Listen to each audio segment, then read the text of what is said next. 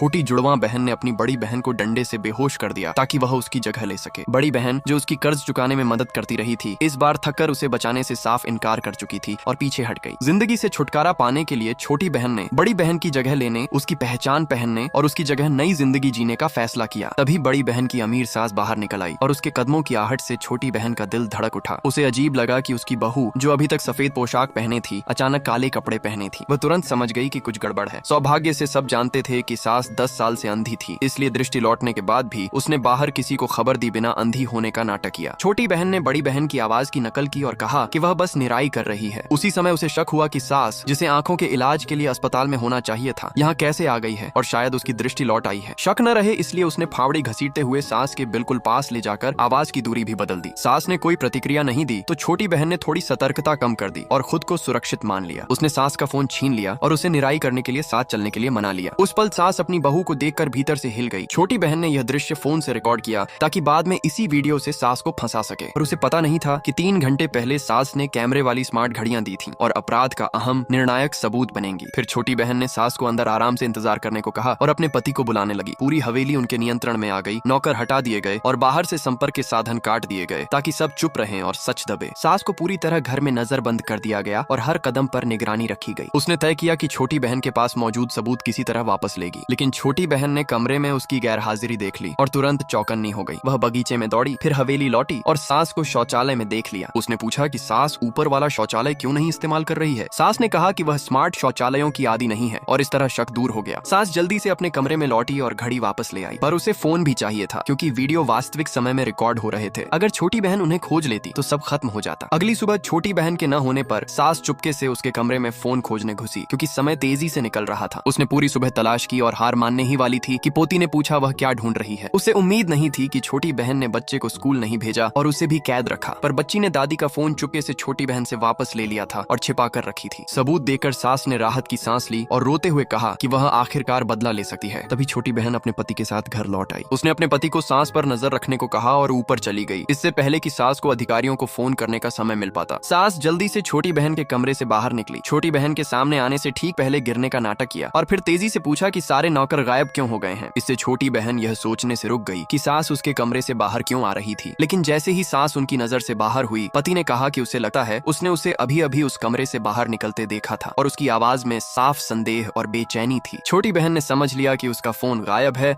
और सास अंधी होने का नाटक कर रही थी और अब उसकी योजना खतरे में थी। उसने यह भी अनुमान लगाया कि सास ने उस दिन बड़ी बहन के साथ जो हुआ था सब कुछ देख लिया था। फिर उसने बहुत जल्द तय किया कि वह इस धोखे की कीमत सास से वसूल करेगी और उसे भारी सजा दिलाएगी।